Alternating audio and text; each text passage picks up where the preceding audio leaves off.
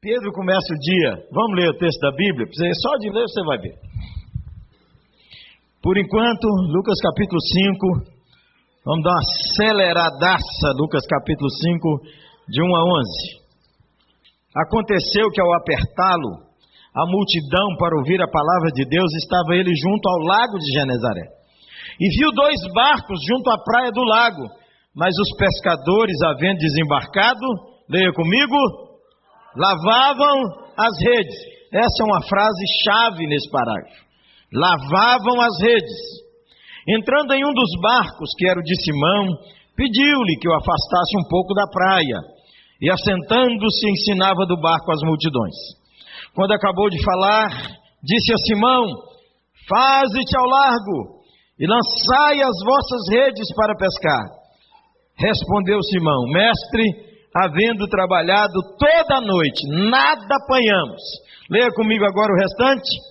Mas sob tua palavra lançarei as redes.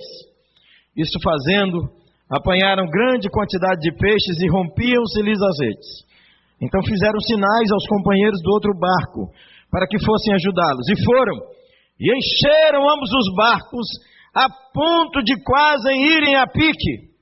Vendo isto, Simão Pedro prostrou-se aos pés de Jesus, dizendo: Senhor, retira-te de mim, porque sou pecador. Pois à vista da pesca que fizeram, a admiração se apoderou dele e de todos os seus companheiros, bem como de Tiago e João, filhos de Zebedeu, que eram seus sócios. Disse Jesus a Simão, vamos lá? Não temas, doravante serás... E arrastando eles o barco sobre a praia, deixaram tudo, o seguiram. Como é que a gente vai de 0 a 1000? Que texto que nos desafia. O dia começa com mais 3.999 barcos na beira desse mar da Galileia. História de pescador é isso mesmo. Tem dia que não é boa a pescaria, mas hoje foi a pior. É o pior 6 horas da manhã, 7 horas da manhã, se nós entrevistarmos Pedro. Pedro, o que é que você fala de sua história? O pior dia da minha vida. Quem já falou isso alguma vez? Levanta a mão aí no confessionário. O pior dia da minha vida. Se você entrevista Pedro 10 horas da manhã, Pedro, e hoje, o melhor dia da minha vida. Como é que a gente vai de 0 a 1000? Quando tudo conspira contra, quando nada favorece, não é hora de pescar, amigo. E o pior dos piores, quem está dando aula? Um carpinteiro dando aula de pescaria para um pescador velho. Pedro deve ter, segundo os historiadores, nessa época, 45 anos. Ele é mais velho que o Senhor Jesus. E ele sabe que Jesus, onde o filme mostrou, esse é o lado de Cafarnaum, do lado de lá. Por isso que o povo pergunta: o senhor está indo embora? Do lado de lá está Gadara, onde ele foi lá para libertar aquele homem. De 4.000 barcos, Jesus escolheu o de Pedro. Poderia ter entrado no de qualquer outro. Como disse Josete, por providência divina, de 15 em 15 dias. É assim que Deus organiza a história da gente. De 0 a 1000. Pedro, expanda a sua visão. Pedro jamais imaginou que o dia ia começar daquele jeito. Então você abra a sua cabeça, que não é porque o dia começa desse jeito que ele vai terminar desse jeito. Não é porque seu ano foi ruim que ele vai terminar desse jeito. Quando você andar com Jesus, Jesus pode pôr sonhos na sua cabeça que você jamais imaginou. Porque aquele pescador semi-analfabeto jamais imaginou que quase 2.000 anos depois ele continua sendo herói. Ele é o nosso herói. Pedro nem sabia ler direito naqueles dias. Você sabia disso? Pedro, quando ele escreve 1 e 2 Pedro, os eruditos dizem que aquilo é coisa de analfabeto. cara escreve nós fomos, é igual o cara que não sabe inglês, ele pensa em português e escreve em inglês. É mais ou menos daquele jeito. Ou o cara que não é brasileiro, vem para cá como missionário e fala, e você dá risada. É isso lá a carta de Pedro, para quem entende. Aumente seu nível de expectativa, leve seu barco mais profundo. Quando Jesus diz assim, leve seu barco mais profundo. Alguma coisa é para que você saia desse zero. Porque tem dia que a gente começa dizendo assim, não vai acontecer nada. Minha vida está andando muito ruim, está muito difícil a minha vida. Eu não espero muita coisa mais. Quem já ouviu alguém falar isso? Ou o confessionário, levanta a mão. Vença suas desilusões, não apanhamos nada. Desiludido. Abra seu coração, essa mensagem eu vou pregar hoje. Mude de atitude, sua vida mudará. Mas, em cima da tua palavra, eu vou lançar a minha rede ao mar. Foi Nando de Azevedo que compôs essa música. Para muitas almas alcançar, eu quero almas. Eu vou lançar minha rede de novo. Mude de atitude, sua vida mudará. É pena que só tem 3 livros desses lá fora. Você faz a diferença. É o livro do Dr. John Maxwell. E esses dias nós compramos 200 livros desses na nossa igreja e só tem 3. Por quê? Eu dei um para cada um dos meus filhos há 4 anos atrás. Com a seguinte dedicatória.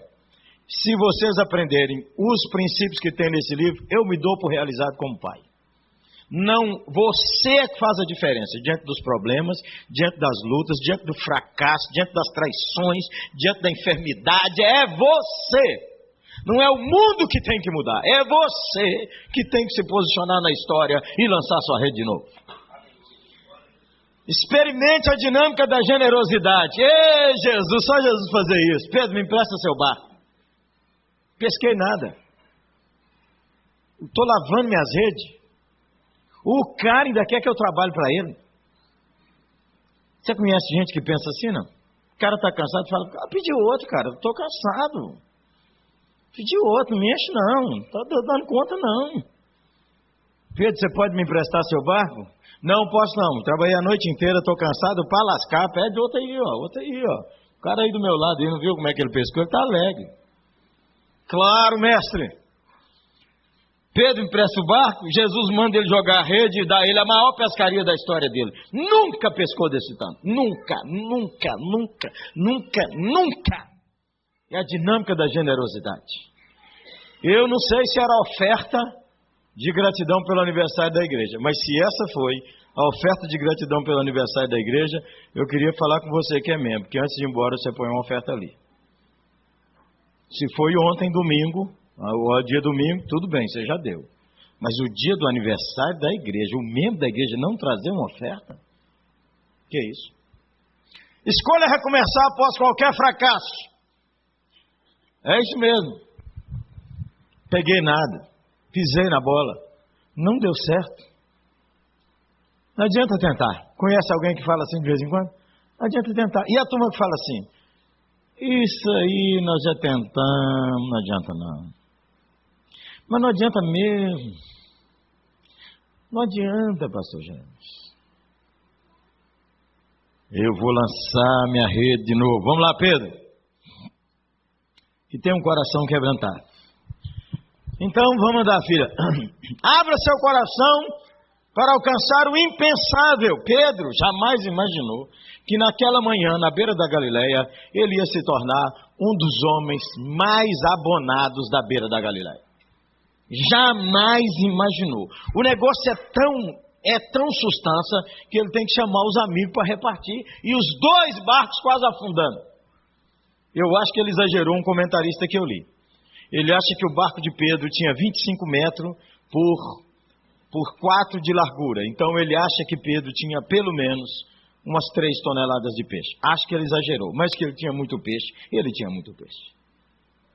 Por isso que a Bíblia diz que quando ele viu, a Bíblia conta que assim, quando ele ficou admirado com a pescaria, diz assim, ó, à vista da pesca que fizeram, a admiração se apoderou dele e dos seus companheiros. Aí ele falou com Jesus.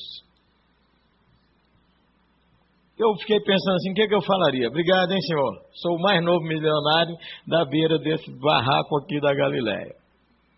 Ei, gente, eu estou na bênção demais. Quando Pedro viu aquilo, ele disse, eu estou diante do Deus vivo.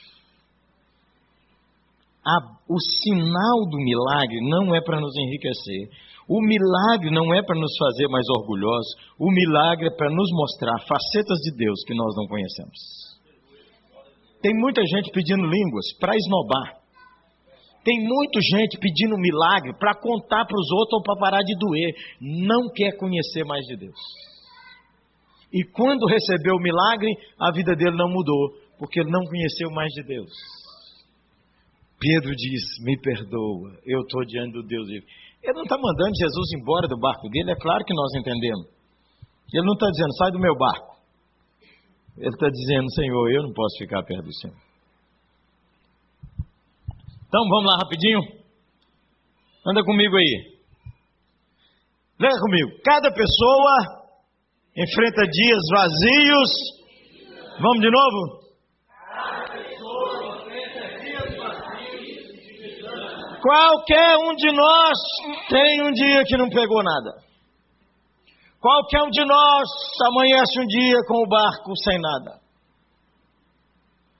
E aí então Pedro está lavando a rede. Essa cena me comove. Jesus está pregando e Pedro está lavando a rede. Não tem nem... Pedro conhece Jesus. Jesus já mora há 1 ano e pouco aí na beira do mar da Galileia, em Cafarnaum. Jesus já curou a sogra de Pedro. É logo o parágrafo anterior. Jesus já conhece, mas é o seguinte, ele é um rabi, o serviço dele é ensinar, o meu é pescar, enquanto ele fala que é o barco emprestado, a amizade é a mesma, eu vou cuidar de lavar minha rede, cansei. Será que lavar a rede significa cansei? De vez em quando bate no seu coração, às vezes você falou com alguém, eu não falo, cansei, eu cansei do meu casamento, eu cansei de ser mãe, entendeu? Eu cansei de ser vó. Tudo em cima de mim. Agora eles querem que eu eduque os netos. Cansei. Entendeu? Eles ficam me chamando para ir para a praia com eles e para ir de férias só para me explorar. Cansei.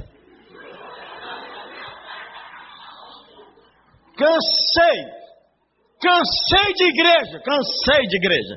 Eu quero ir em culto, mas não quero mexer mais com igreja. Cansei de igreja. Já ouviu alguém falar isso? Levanta a mão. Ou confessionário. Cansei de igreja. Não aguento mais igreja. Cansei, gente. Cansei. É verdade. Até pastor já pensou isso. Cansei. O meu Ciro que está lá fora, um dia saiu para um culto. Culto não, saiu para uma festa de jovens lá. E você sabe que as festas hoje são diferentes do tempo que eu era jovem. No meu tempo que era jovem, as festas 10h30 a gente está voltando para casa. Hoje eles estão saindo, 10h30 da noite. Um dia eu falei com o Ciro, 11h30 aqui em casa. Ele falou, nem vou. 11h30, pai, eu sou o primeiro a chegar. 11h30, eu sou o primeiro. Então nem vou.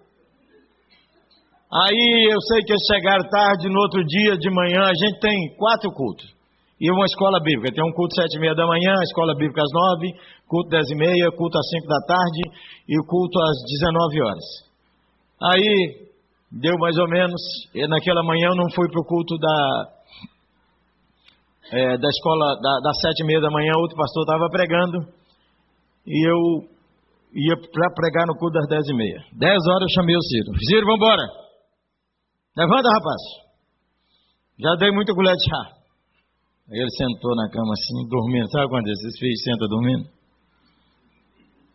Ele falou, paizão, fala aí para mim. Nunca teve um domingo que o senhor não pensou assim, eu não vou naquela igreja hoje não.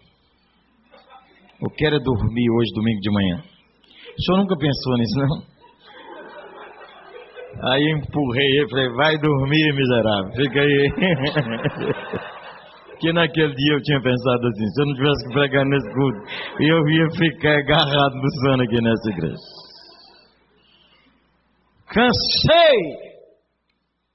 Cansei de meus amigos. Olha, eu estou cansado, eu cansei comigo mesmo. Não é possível, gente. Eu não melhoro. Eu vivo arrumando justificativa. Eu não melhoro. Quando eu fiquei viúvo, um livro que me ajudou demais foi um livro chamado Reconstrua Sua Vida. Reconstrua Sua Vida. Sabe por quê? Todos nós, quando enfrentamos esses dias difíceis, está lá fora, não está nem aqui comigo. Reconstrua Sua Vida. A gente fica assim, cheio de autopiedade. Você já teve assim, não? Todo mundo com dó de você. Ô, meu bem, você sofre tanto, meu bem, você não merecia isso, meu bem.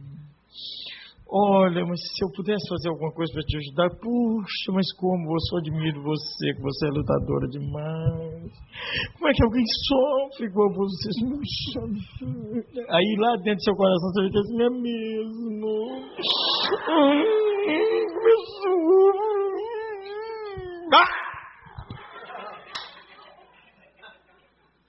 Esse livro Reconstrua Sua Vida, eu decorei o capítulo. Bata a porta na cara da autopiedade.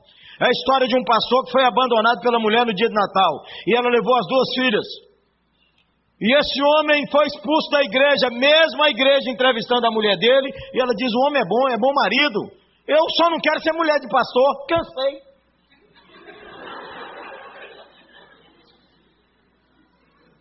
Pois o homem foi posto para fora, 30 anos de idade.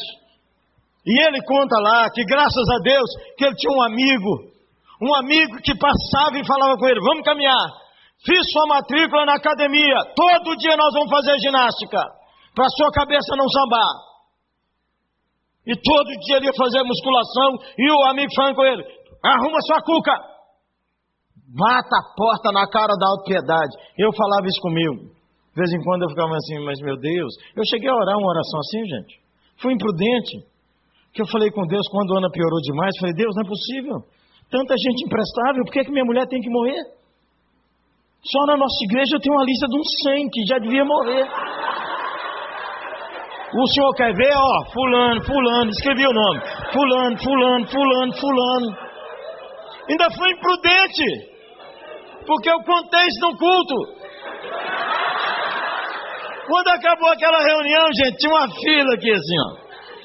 Eu achei que todo mundo tinha gostado do sermão e vinha me cumprimentar. O cara chegava, eu estendia a mão, ele encolhia a mão e falou assim, eu vim querer perguntar se meu nome estava naquela lista.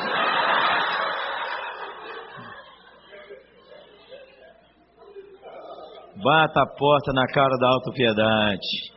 Nos dias do seu cansaço, você enfrenta momentos críticos, você não é o único, mas você se levante, porque isso faz parte de viver. Viver significa enfrentar dias de redes vazias e barco vazio. Significa dias em que precisa saber se você trabalhou muito. A Bíblia diz aqui, o texto grego, quando diz assim, eu trabalhei a noite inteira. É o cara que trabalhou para lascar, como a gente diz lá no sertão. Vamos embora. Anda aí, filha. Leia comigo.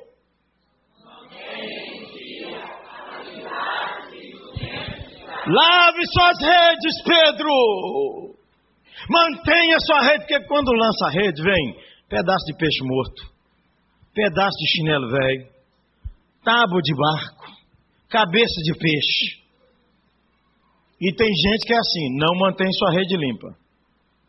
O cara sempre tem um negócio que ele não deixou pronto. Já viu, o cara termina o trabalho dele, ele não arruma a mesa. Está aquela baderna. Aí ele vai achar um papel, ele levanta a casa inteira. Lave sua rede.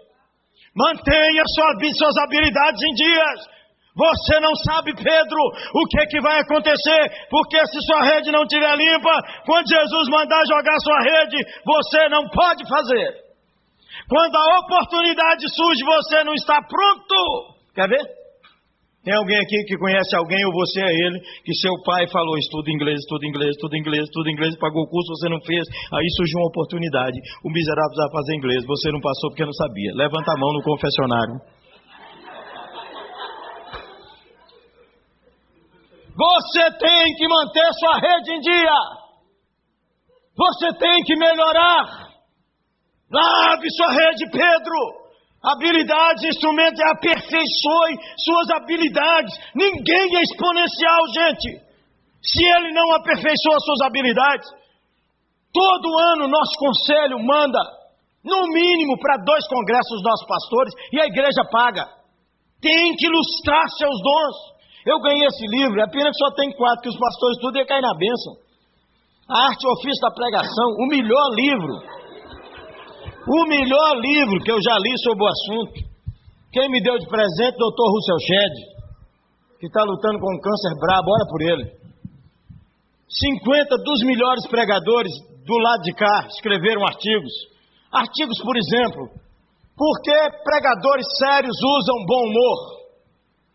Como falar de santidade para uma geração que perdeu a referência do que é certo e errado? Como usar meu pouco tempo para preparar uma boa mensagem? Dr. Shedd me deu de presente e escreveu essa frase: lustre seu dom, meu filho. Está na minha cabeceira. Aí eu li e falei com o conselho da nossa igreja. O livro é exponencial. O conselho disse: o senhor pode comprar um para cada pastor e um para cada obreiro de tempo integral. A igreja paga, todo mundo vai ilustrar seu dom. Gente, você sabe, bons médicos, bons dentistas, eles vão em congresso direto. Bons professores, eles vão em congresso direto. Está reciclando, está na ativa. Eu falei com o meu Ciro, que está fazendo publicidade, e falo com os meus outros filhos. O Gerê, que fez comunicação, e o LD. Vai num congresso, veja quem é o palestrante exponencial. E fica de olho que esse cara tem uma necessidade. É o papel que caiu, é a pasta que está pesada, pega na pasta, carrega para o cara. Aí eu falei, sabe o que vai acontecer? Seus colegas vão falar que você é puxa-saco. E vão falar com você que é baba-ovo. E vão gozar você. Mas quem vai ganhar o cartão daquele cara é você e não eles. O Ciro chegou lá em casa esses dias com o cartão. Disse, pai, ó, eu fiz o que o senhor mandou. Fiquei lá de olho no cara. Caiu o negócio, tá, meus colegas todos zombaram de mim. No final, o cara falou assim, menino, gostei de você, como é seu nome? Fulano. Esse é meu cartão, se você precisar de alguma coisa, me escreva um e-mail. Eu mandei um e-mail para ele me respondeu, pai. Me deu uma bibliografia, me abriu a cabeça. Ó, já é 9h30, já está na hora de acabar. 9h30 é o quê? 10 horas.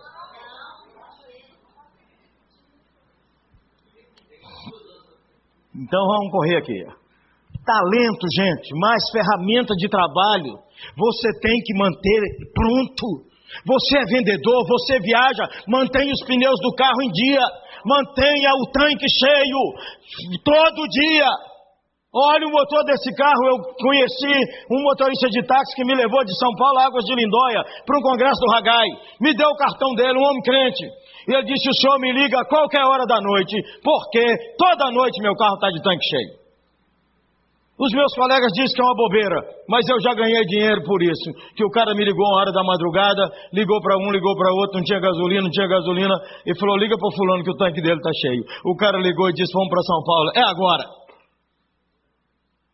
Lave sua rede, Pedro. Lave sua rede, Pedro. Lave sua rede. Melhore sua vida familiar, gente.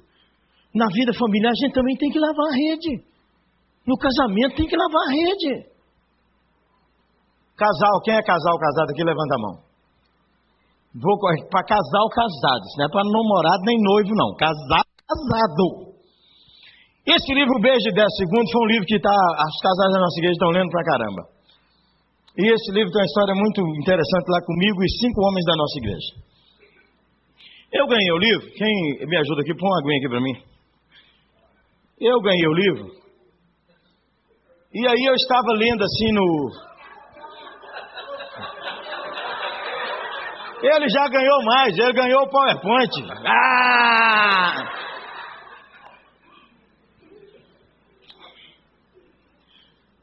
Aí eu estava lendo o livro assim, dando risada. As ideias é de uma psicóloga não crente que escreveu esse livro Sustância. A descrição é minha. Chamei 5 homens e falei assim, é o seguinte, hoje nós vamos dar um dever de casa para todo mundo. Porque casais, depois de um certo tempo de casado, eles não beijam mais.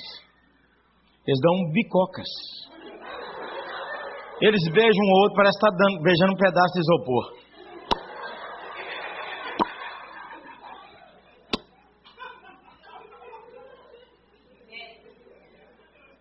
Ou então aqui é as bicotinhas.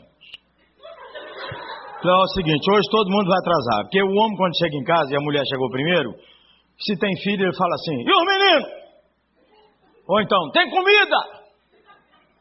Ou se o carro não está lá, ele fala, quem saiu com o carro? Ele não pergunta por ela. Ele pergunta por outras coisas. E se ela chegou primeiro e esqueceu o pão, quando o miserável do homem pisa em casa, ela fala com ele assim, vai expulsar o demônio. Sai, busca o pão. O homem nem entrou, ela manda ele sair. Eu falei, ó, hoje nós vamos tudo atrasar. Todo mundo atrasar. Todo mundo. Aí um homem falou comigo assim, eu não acho a ideia boa não. O negócio lá em casa, atrasar. Não quero saber como é que está lá. Atrasar, 40 minutos. Nem que você espera do lado de fora. E quando você entrar, ela tem que estar lá. Por isso que tem que atrasar. E se ela for reclamar, você pula em cima dela. E você vai dar nela um beijo de 10 segundos e contar escondido. Pula em cima dela e ó...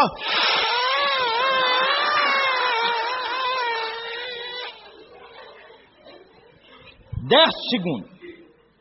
Dia domingo nós contamos as histórias, os causos. Pastor, bora gente, bora, pode ir embora, pode ir embora, pode ir embora. A melhor delas. Um homem falou comigo assim, domingo de noite. Você ouviu que aconteceu alguma coisa lá, porque o senhor viu que eu nem vim na igreja hoje de manhã. Falei, meu irmão. Falou, lá em casa nós não estávamos dando nem bicota, nós estávamos latindo um com o outro. Era desse jeito. E eu falei com ela que ia levá-la para fazer compra. Cheguei 40 minutos atrasado. As compras dançaram, o senhor sabe, mas o senhor mandou obedecer. Quando eu cheguei, eu pulei nela igual o senhor mandou. E quando eu pulei nela, escondidinho igual o senhor mandou. Pastor Jeremias, que eu estou casado há mais de 15 anos. Há muitos anos, minha mulher não faz assim.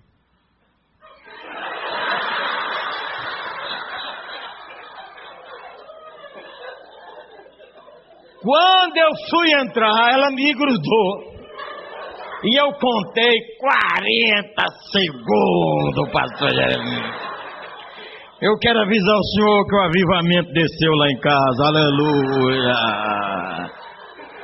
Lave suas redes, menina. Lave suas redes, varão. Escova essa boca fedorenta, miserável.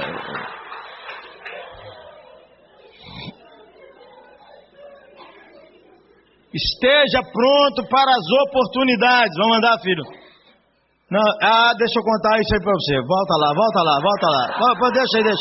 Deixa aí. Já entrou de uma vez. Ô, gente.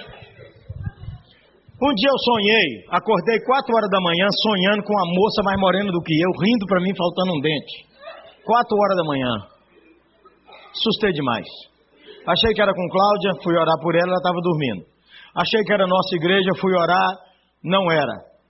Orei pelos missionários da igreja, nós temos mais de 30 missionários por aí, não era. Comecei a orar pela igreja do sertão, a igreja pobre, a igreja do sertão de Minas, do Vale do Jequitinhonha, da Paraíba, do Piauí, do Ceará. Comecei a orar e comecei a chorar. Chorar. E eu falei, o negócio está lá. Eu não sei o que é, mas o negócio está lá no sertão. E aí... Quando fui tomar café, Claudinho olhou meus olhos e diz assim, seus olhos estão muito inchados. Sabe o que foi, meu filho? Estava chorando, o que foi? Contei ela o sonho, ela disse, não tem ideia, meu filho. Mas vamos orar, que eu vou te dar uma ideia. Aí ela falou, a ideia que eu tenho é o seguinte, pedir Jesus para te dar uma ideia. Eu moro a 2 minutos do escritório da igreja e nesse trajeto, tive uma ideia. Fiz 70 telefonemas naquela manhã. Essa é a boca do obreiro pobre. O obreiro do sertão do Ceará, da Paraíba, Gildário conhece muitos, Josete conhece muitas. Esposa de pastor que não tem um dente na boca. Gente que tem 3, 4 filhos e ganha 250, 300 reais por mês. E eu comecei uma campanha Sorriso do Obreiro Pobre.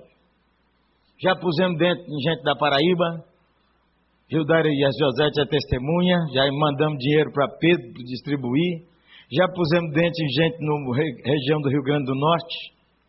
Começamos, que eu liguei aqui para o Vale do Jequitinhonha, região de Teófilo Otoni, passando ali por Araçuaí, Medina, descobri 10 mulheres, obreiras, sem um dente na boca, entre as quais uma pastora metodista que usava 2 próteses e os dentes já tinham acabado, só tinha um negócio rosa na boca.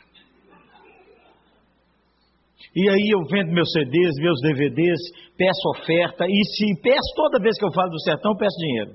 E se você quiser me dar uma dentadura, eu recebi essa semana um pedido de Mossoró, de Marco Severo, pastor presbiteriano. Diz, pastor Jeremias, nós temos 10 obreiros precisando de dente. O senhor tem algum dinheiro? Eu falei, faz o orçamento. O negócio não é, a gente não começa as coisas com dinheiro. A gente começa querendo agradar a Deus e dando um passo de fé. Quando Deus quer, o dinheiro vem. Agora eu vou te contar o melhor da história. Essa moça que eu sonhei com ela, encontrei com ela em Catugi, sertão, Vale do Jequitinhonha. Uma menina de 19 anos. Estava conversando com o pastor e a menina morena com a mão na boca. Falei, o que você tem, menina? O nariz está ardendo? Aí ela baixou a cabeça. Eu falei, não, eu acho que eu humilhei essa menina. Falei, o que foi, minha filha? Sentindo alguma dor? Aí ela baixou mais a cabeça. O pastor dela, não, ela está envergonhada. Aí eu olhei a menina. Brilhou uma luz em minha alma. Falei, menina, por favor, tira a mão da sua boca e olha para mim. E ri para mim. 2 lágrimas brotaram. Ela riu, a mulher do sonho. A mulher do sonho. Comecei a chorar. Nós gastamos R$5.000 para arrumar a boca daquela menina. Tinha que fazer canal, tinha que fazer raspagem da gengiva, tinha que fazer isso, tinha que fazer... Eu falei, quem é essa menina? Essa menina é uma menina que começou um trabalho com crianças aqui na roça. Ela anda a pé 2 horas para ir dirigir uma classe de crianças. Começou com 2 crianças, hoje ela dirige uma classe com 42 crianças. Ela não dirige aqui na cidade porque ela tem vergonha, porque tem essa fala dentária. Mantenha suas habilidades em dias, meu irmão. E vamos parar, e chegou, já são 10 horas, né, pastorzão? Anda mais um pouquinho, não? Quem aguenta aí, só para combinar então, eu preciso falar pelo menos mais 20 minutos, quem aguenta? Quem não aguenta fazer uma oração para você ir embora? Não, estou brincando não, às vezes você tem outro compromisso, eu não estou constrangido. E nem quero que você constrange, está entendendo? Eu sei disso. Então se você precisar ir, não se sinta acanhado, por favor. Tá bom? Tem uma turma que quer, tem uma turma que não pode. Não é que não quer. Então vamos lá, 5 minutos. Esteja atento às oportunidades. Faça boas mudanças com Cristo. Vamos lá, minha filha, vamos andar. Só pare aí um pouquinho então. Jogue suas redes. Deus tem milagres da soberania e milagres da parceria. Jesus pode fazer, Jesus não precisa desse barco, ele pode criar o barco. Jesus fez os peixes entrarem naquela rede, ele não pode fazer o barco andar. Jesus não precisava mandar jogar aquela rede.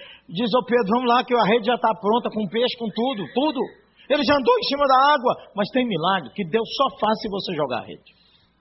Vamos andar, filha. Vamos embora. Faça boas mudanças com Cristo. Olha aquele leão querendo pegar essa girafa. Vai pegar nunca. A vida sua não muda por isso. Porque você ainda está lá atrás. Tem gente que diz assim, eu nasci assim, vou morrer assim. Gabriela, eu não mudo. Você está mudando todo dia, sabia? E de 7 em 7 anos você muda todo, renova tudo, as células todas. Tudo morre, tudo nasce. Então você presta atenção no seguinte, o velho paradigma, é só na igreja que o negócio demora, gente. É só na igreja que o negócio demora.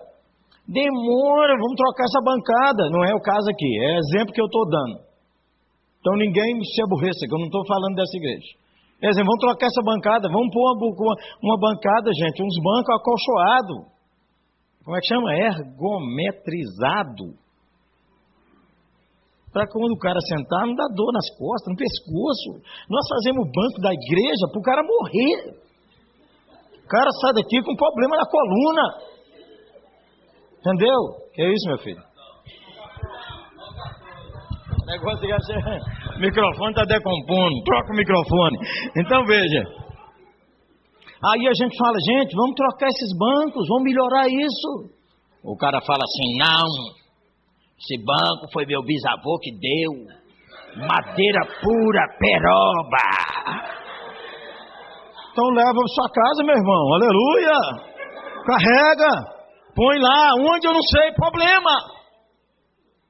Ninguém tem essas coisas duras na casa dele. Agora vai comprar na igreja, o povo fala que não.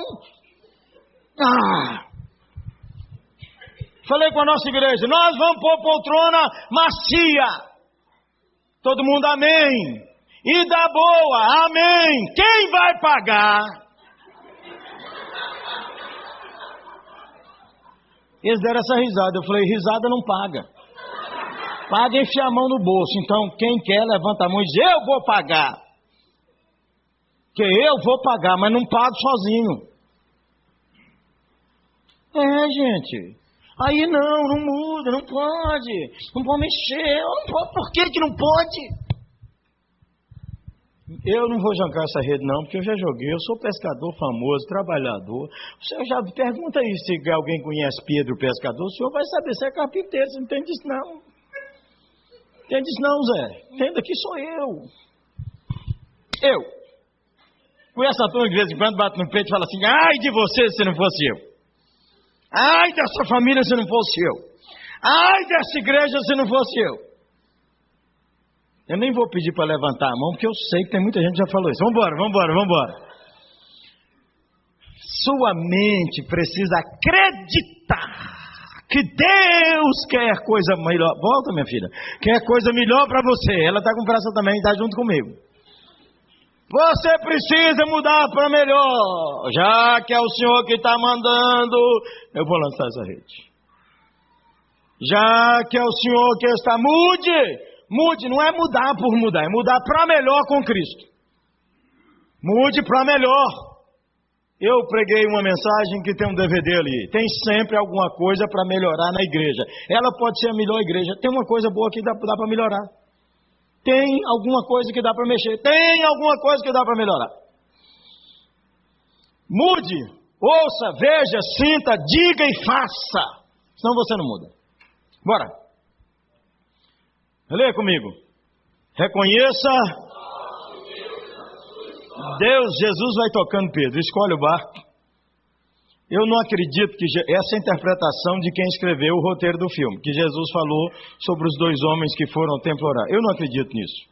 Se eu fosse escrever o roteiro, Jesus teria falado sobre o poder do Deus maravilhoso, o Deus dos recursos ilimitados, o Deus criador de todas as coisas, o Deus que transforma as vidas, o Deus que tira a gente do zero, o Deus que põe esperança na nossa alma. Por isso que Pedro falou, é em cima dessa palavra que eu vou lançar minha rede. É nessa palavra que eu vou lançar minha rede. Então, meus irmãos e minhas irmãs, recorte sua história. Pedro, a sogra dele foi curada. Recorte sua história. Os toques de Deus em sua história. Em vez de você ficar reclamando, gemendo, a situação hoje não está boa, mas tem toque de Deus na sua história. A situação sua está melhor, te joga mais para frente, tem toque de Deus na sua história. Aí Pedro viu que essa pesca é um toque de Deus e não do carpinteiro. Tem muita gente aqui que não encontrou Jesus ainda. É religioso, é filho de crente. É gente que está na igreja há muito tempo, mas não encontrou a Cristo. Porque quando a gente encontra a Cristo, a vida da gente é transformada. O negócio é tão radical que a Bíblia chama de nascer de novo. Nascer de novo. Eu li uma história sobre uma moça em Amsterdã, a cidade mais perdida do mundo, segundo dizem. Eu vi em Amsterdã sendo vendida na praça, na faculdade, comum. Isso está virando um negócio no Brasil. A moça morar junto com o namorado, comum. Uma moça cristã resolveu evangelizar aquela faculdade e pôs um cartazete assim: se alguém quiser participar de um estudo bíblico, nós vamos estudar o livro de João. Na classe dela, uma das meninas mais inteligentes, ela enrolava os professores Eles não davam conta de responder as perguntas delas. E ela orou para todo mundo ir naquele estudo bíblico, menos aquela moça que ela ia complicar o estudo bíblico. Que ela ia perguntar demais. Ela já enrolava os professores que explicavam sobre o ateísmo, imagine sobre o cristianismo. Pois no grupo de estudo, adivinha quem veio? Só a moça. Não veio mais ninguém. E ela preparou um estudo, ela falou, é o seguinte. Aí começou a dar o estudo, a moça começou a perguntar, ela não sabia responder, começou a perguntar, ela não sabia responder, começou a perguntar, ela não sabia responder, perguntava, me dê as provas da ressurreição, eu não sei, me dê por que ele morreu na cruz, se o processo não foi bem feito, eu não sei. Ela falou, não sei de nada, mas toma aqui, ó, leia o Evangelho de João. Pode ser que Jesus fale no seu coração. A moça voltou no estudo bíblico seguinte, falou, minhas dúvidas pioraram, mas meu coração acalmou. Porque a leitura do Evangelho fez alguma coisa comigo que eu não sei o que é. Mas minhas dúvidas aumentaram. Ela disse, então vamos conversar só o que você entendeu. As dúvidas nós vamos orar em cima delas. E você leia de novo. Ele disse, moça perdida, que andava de topless, às vezes só para provocar os rapazes. Moça formosa. Passado 4 semanas, o cara que ela morava com ele, chegou e ela estava arrumando a magala dela e disse, eu estou indo embora. Ele disse, o que foi? Eu não posso ficar contigo mais. Ele falou, por quê? Você está indo nessa reunião desses caras aí, estão... Ela disse, deixa de bobagem, você acha que eles iam fazer minha cabeça? Mas eu tive um encontro com Jesus. Ninguém falou que eu tinha que deixar, eu tive um encontro com Jesus e eu resolvi agradar a Jesus. E quando eu estava falando com ele sobre isso, eu entendi que se eu ficar aqui eu não estou agradando ele, então estou indo embora. Você vai morar onde? Eu não sei, eu vou morar aí na rua, eu vou morar em algum lugar. Eu não tenho lugar para morar, mas eu quero agradar a Jesus. Não tinha lugar nenhum, não tinha dinheiro para pagar, ficou lá no campus. Aí uma menina crente falou, você não tem lugar? Não tem não. Então você podia morar comigo com medo de tudo, porque é uma menina perdida. Um encontro com Jesus transforma a vida da gente. A grande angústia que a gente tem com um jovem crente criado na igreja é que ele quer ir para a boate, ele quer ir para o motel, porque ele não teve esse encontro com Cristo. Quando o cara tem um encontro com Cristo, é diferente. É diferente, a vida da gente muda. Um dia desses, você sabe, todo jovem diz palavrão, filho de pastor inclusive. E um dia eu peguei meus filhos lá com raiva e ia xingando palavrão. Aí eu sentei com eles e falei, meus filhos, é o seguinte, eu vi vocês xingando palavrão, não gostei, eu não quero que xinga palavrão aqui dentro de casa. Mas eu não estou falando, não é pelo palavrão não, porque é o seguinte, se vocês viverem 200 anos e xingar palavrão 200 anos, vocês ainda perdem para mim. Porque até os 18 anos eu xinguei palavrão, inventei palavrão, fiz um dicionário de palavrão, vocês não ganham de mim. Eu não estou falando para pôr moral em vocês. Eu estou falando que eu me converti para valer com 18 anos. E falei palavrão até os 20. Mas um dia, eu falei um palavrão e minha alma ficou triste. E eu decidi que eu precisava agradar a Jesus. Decidi não falar mais palavrão. Ainda falei muitos anos dentro da minha cabeça. Mas foi saindo também. Que é um toque de Deus na sua história. Vamos, minha filha, vamos dar mais, vamos dar mais. Deixa eu contar essa história que Gildade está aqui. A história da mulher que deu galo aconteceu ali no Piancó, no Vale do Piancó, na Paraíba. Vamos lá? Pode andar, filha 1. Dona Lourdes, irmã Lourdes, eu vou resumir um punhado de coisas que eu escrevi naquela época. Algumas Gildade podem lembrar de um jeito, mas na época foi desse jeito. E se tiver algum detalhe, aproveite e conte. E ele tinha um programa no rádio, pastor da Assembleia de Deus, de igreja pobre, que o maior dízimo naquela época era uma professora, eu tenho esses dados anotados, que na época o maior salário era R$180, maior dízimo. E o programa estava atrasado 3 meses, não pagava R$50 por mês, o programa atingia 50 cidades. E aí, o homem falou, vou tirar seu programa do rádio. E ele disse, mas se você pagar 1 mês, eu deixo. Ele chegou no culto domingo, tinha lá umas 40, 50 pessoas, falou, meus irmãos, se cada um me der R$1, a gente paga o programa. Naquele dia, a oferta especial deu R$16. Não deu para pagar o programa. Então ele avisou no rádio que ia tirar o programa porque não tinha dinheiro. Foi visitar a irmã Lourdes no sítio. O sítio na Paraíba não é o sítio que tem aqui, porque o sítio que tem aqui tem piscina, tem quadra, tem isso. Na Paraíba, gente, o lugar é longe, é seco e é quente. E a mulher sem juízo.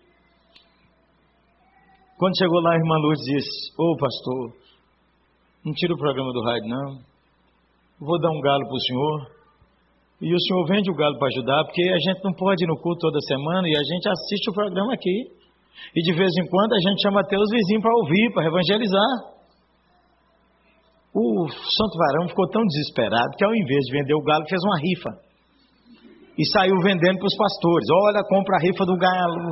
Era R$1 ou R$2. Era R$1 o bilhete da rifa. R$1. Ei, galo quer dar dinheiro. R$1. E os crentes tudo de 8 tem um galo por R$1, quem não quer? Aí ele chegou em Pastor Pedro da Juvep, e disse: compra um bilhete na minha mão. Pastor Pedro, que homem de Deus, que ajudou demais e ajuda demais, falou com ele: Gildário, jogo não é de Deus, Deus não quer esse programa. Então você tira essa rifa fora porque está errado. E Gildário, me contou Pedro, ficou nervoso e falou com ele assim: quem não quer é você, rapaz. Se você não quiser me ajudar, não ponha gosto ruim nas minhas coisas. Mas Pedro fez melhor, pôs na internet, mandou para muita gente, e Deus queria me dar um presente. Quando eu vi, era na época mais ou menos do meu aniversário, tinha parabéns, e tinha o dízimo, foi o galo. Achei que era uma piada. Imprimi para contar para meus filhos. Quando eu fui ler, era uma história contando as dificuldades do sertão e contando o fato de que o programa ia sair, uma mulher pobre, tinha um galo, não tinha dinheiro, deu o galo. Pode andar aí, filha. Gildário na frente da casa de Dona Luz com seu marido Tota e seus filhos. Como é o nome do menino? E Francisco. Muito bem. Nossa igreja estava comprando um ar-condicionado e comprando um elevador naquela época. Naquela manhã, eu falei: gente, nós já tínhamos feito os dízimos, minhas ofertas igual aqui. Falei: já dei meu dízimo, minha oferta para o ar, minha oferta missionária e minha oferta para o elevador. Mas tem uma mulher pobre que não quer que um programa saia do rádio, porque missões têm que continuar. Então ela deu um galo. Eu queria pedir a essa igreja que desse uma oferta. Você sabe a igreja presbiteriana como é que é, não é? Era dia da ceia, o conselho inteiro, nosso conselho 22 membros. O nosso conselho mudou, é um estereotipo de igreja presbiteriana. Porque alguns conselhos é o seguinte: vai votar dinheiro, o conselho reúne. Aí o conselho nomeia uma comissão. Aí a comissão estuda o caso, e a comissão nomeia uma subcomissão. E a subcomissão nomeia o caso. E aí eles estudam, devolve. Quando o conselho reúne para decidir, o cara já morreu. Então é um problema, entendeu? E eu falei o seguinte: meus irmãos, eu não falei nada com o conselho, mas nós vamos dar uma oferta. Nosso vice-presidente, que hoje está aposentado, 80 anos, não quis mais. Não é vice-presidente porque não quis mais. 15 anos, vice-presidente da oitava. Levantou lá seu Ângelo Pio, desceu, abotoou o paletó e falou assim: eu estou agarrado no senhor, pastor Jeremias, nós vamos dar oferta. Aí eu virei para o conselho e brinquei: 2-0, derrubamos todo mundo, vamos dar oferta. Naquele dia nós levantamos um dinheiro que dava para pagar 2 anos de programa, louvado seja o nome do Senhor. Quando mandamos o dinheiro para lá, pastor Pedro me escreveu dizendo: pastor Jeremias, um dentista de Brasília assumiu o programa, mas nós estamos com esposa de pastor doente, tem esposa de pastor que era Josete, tem esposa de pastor que não tem dinheiro para comprar os antibióticos, precisamos de comprar material escolar para os meninos. O que a gente faz com esse dinheiro? Eu falei: esse dinheiro é seus, vocês usam aí. E nós começamos a ajudar o sertão, ajudar a Paraíba, ajudar aqui, não é? E nós fizemos uma lista de obreiros que andavam a pé para visitar os irmãos, ainda tem ainda. Naqueles dias eu tinha mais de 40. Aí um dia eu vi na televisão: jegue a R$30 no sertão do Ceará. Liguei para Gildário. Falei: Gildário, se fosse presbiteriano a gente falava assim: diz amém aí, irmão. Ou então diz graças a Deus. Se fosse presbiteriano, né? Graças a Deus. Graças a Deus. Pois ele é assembleano. Falei, ô Gildário, diz glória. E ele, glórias. Né? Falei, Gildário, obreiro nenhum vai andar a pé aí mais. Aí ele endoidou. Ele devia estar sapateando, não sei, José, que o som que chegava, o som que... O homem endoidou, né? E aí eu falei assim, ei Gildário, eu vou comprar um jegue para cada um que ninguém vai andar a pé. E ele gritou lá do sertão da Paraíba, Deus me livre de jegue, pastor Jeremias. Jegue come demais e bebe água demais, lembra disso? Bom para nós aqui é Pampa, Fiorino, motocicleta, bicicleta. Nós compramos Pampa, Fiorino, bicicleta, ajudamos a comprar motocicleta para ajudar aqueles irmãos, é verdade? Mas tem mais. Todo lugar que eu vou, eu peço dinheiro para o sertão. Hoje aqui, inclusive. Vamos lá, gente, rapidão. Família de Tota. Aí o seguinte, Claudinha Maria e eu fomos pregar no Canadá. Quando nós fomos pregar no Canadá, mostrei essa foto, falei dessas coisas, e aí 4 rapazes falaram, mas o senhor não pediu dinheiro. Falei, eu pedi, ué, vocês não ouviram, não? Eu disse, então tá, nós queremos dar uma oferta para o sertão, mas nós não queremos dar para pastor nenhum, nós queremos dar para a dona que deu o galo.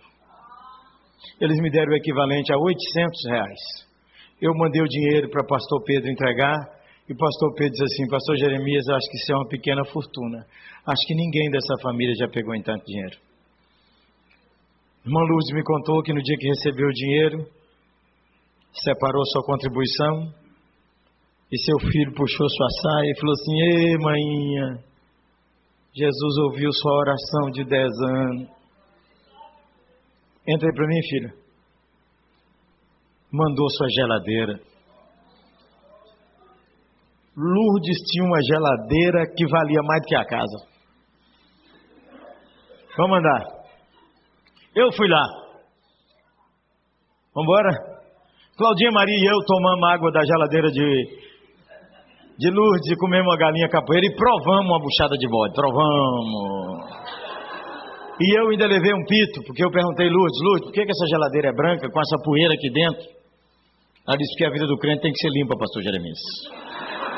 E a gente não pode deixar poeira na geladeira, por isso tem que limpar. E a vida do crente tem que limpar todo dia. Vai, conversa muito, leva.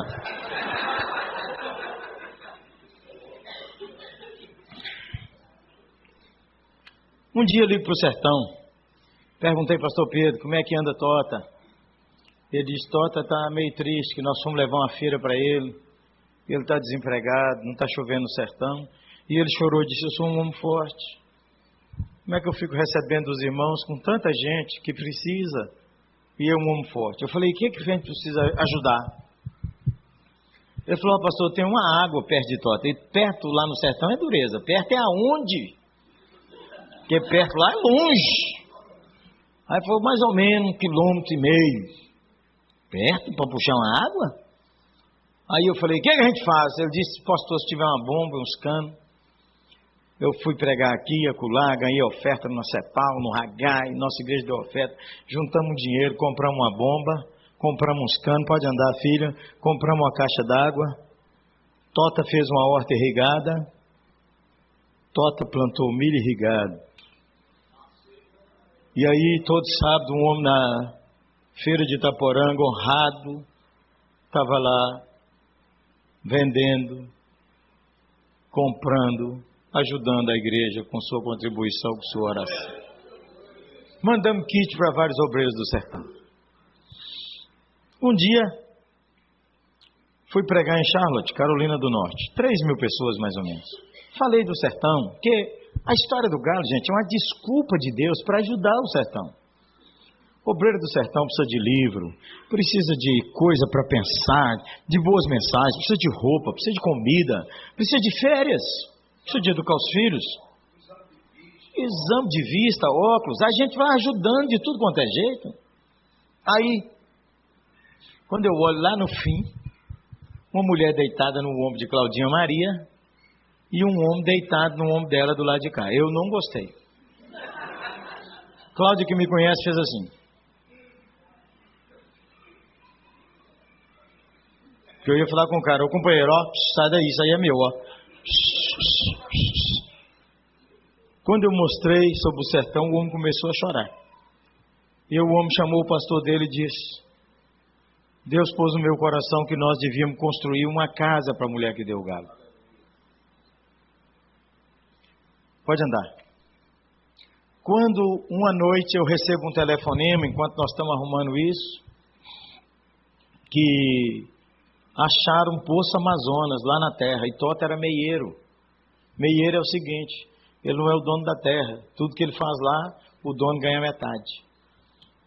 E o homem, tinha um homem para comprar, mas Tota está lá há muito tempo, a preferência era dele. Eu falei: Pedro, quanto que o homem quer? Não me lembro a quantia exata, se eram 7 mil reais. Pedro falou, 7 mil reais. Falei: Pedro, que dia que o homem quer o dinheiro? Ele falou assim, ele deu 1 mês e pouco. Falei: fala com ele, que no dia tal, no cartório, Tota ainda não sabe nem ler nem escrever. E eu falei assim, ó, eu quero como arruma uma esponja para Tota melar da ponta do dedo, debaixo do sovaco, que ele é ovelha de Gildário, e ele vai dizer: é glórias! Chiado. Liguei para Nova York, nós arrumamos dinheiro, falei: esquece a casa, que nós vamos comprar a terra. Lourdes me ligou e disse: o senhor devia vir, porque nós já passamos fome, e hoje Deus nos deu uma terra. Mas tem mais. O homem de Nova York falou: não foi isso que Jesus falou comigo? Eu tenho que construir uma casa para a dona. Pode entrar, filha. E construiu uma casa de 240 metros quadrados. Louvado seja o Senhor. Pode entrar, filha. Isidoro, que é esse aqui, ó, que é abraçado com o de amarelo. O de amarelo é Pedro. Isidoro, que é o pastor de Nova York. E Gildário estava lá. E Tião, e tinha um repentista. Tinha de tudo. Eles me ligaram e disseram: pastor Jeremias, o senhor tinha que vir. Eu não podia ir, era um janeiro. Nossa igreja tinha comprado um terreno e tinha que levantar em 3 meses o que ela gastou 10 anos para economizar. Eu não podia sair de Belo Horizonte, eu pus no meu coração que eu não ia sair de Belo Horizonte para nada. Ia trabalhar, num mês eu fiz 300 visitas. Quase morri de trabalhar. Levantava 4h30 da manhã, 5 horas eu estava encontrando com alguém, ia deitar 1h da manhã. Um dia, de 15 em 15 dias, eu sentava com minha secretária. Um dia sentei com ela lá, o telefone toca, era a Cláudia. Dispõe no viva voz, quero que sua secretária ouça. Diga, Claudinha.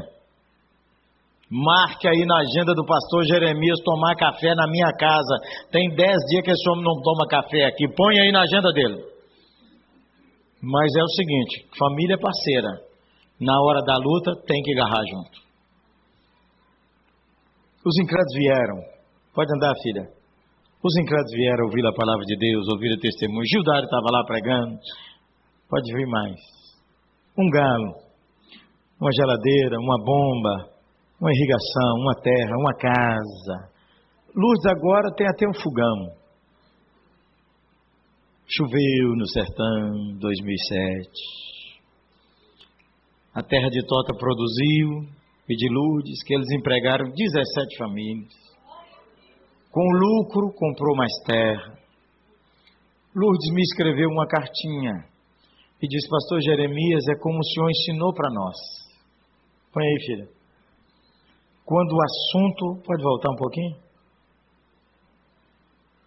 Quando o assunto é doar, ninguém ganha do eterno. Ninguém. Tem 2 anos que eu estive lá no sertão. 2 anos num dezembro. Num dezembro que era a formatura dos primeiros teólogos do sertão. Aí fui na casa de Lourdes e Tota, rapidinho, uma viagem maluca. Passei na casa deles, eu acho que no máximo 15 minutos. Ou 20, mas fui lá para dar um abraço. Cheguei lá, fiquei emocionado. A sala cheia de sementes. Tota falou assim comigo: isso aqui, meu pastor, é o dízimo. Isso aqui a gente separou para ajudar os vizinhos pobres quando tiver muito ruim. Essa aqui é para plantar de novo. E essa aqui é para a gente viver. Eles fizeram tudo que eu gosto de comer lá no sertão. Tinha rubacão, tinha pé de moleque, tinha broa de fubá, tinha milho cozido, tinha bode assado. Fizeram até uma buchada de bode para mim provar. Tinha galinha capoeira. A mesa estava cheia de tudo que eu gosto. Cocada, café com leite, refrigerante. E minha mulher dizia, eu imagino como é que você comeu. Comia comida salgada, comia doce, tomava café, tomava coca, comia bolo. Imagina. Eu falei, foi desse jeito, minha filha. Abra sua alma para alcançar o impensável. Lourdes e Tota jamais imaginaram que no dia que deram um galo, Deus ia fazer o que fez. Não fez só com ela. Fala, Gildário, vem cá. Vem cá, varão, vem cá. Esse ano, todo ano no Natal, nós surpreendemos o Obreiro do Sertão. Nós mandamos uma cesta de Natal. O ano passado chegou lá? O ano passado chegou, a gente distribuiu para várias famílias de obreiro. Inclusive tinha umas que a gente encontrou a 100 quilômetros de Itaporanga que não tinham o que comer naquele dia. Então nós levantamos uma oferta, mandamos uma cesta de Natal. Esse ano eu quero mandar 200 cestas. Nós já conseguimos 100, cerca de R$100 cada cesta. Eu tenho uma foto de uma menina do Vale do Jequitinhonha. Nunca tinha comido leite condensado, uma menina de 12 anos. Nunca. Eu tenho uma foto dela lambendo a mão dela assim. Eles me escreveram, diz, pastor Jeremias, esquece de nós não. Eu não ia mandar para eles não. Que esse ano ia mandar para o Piauí. Eles não esqueçam de nós não. E aí uma notinha, e põe o leite condensado, que a gente só come no Natal, quando a cesta chega aqui. Abra sua alma, para Deus derramar uma coisa nova e para você parar de chorar e de reclamar e para você celebrar novos tempos na sua história. Vamos ficar em pé para a gente orar?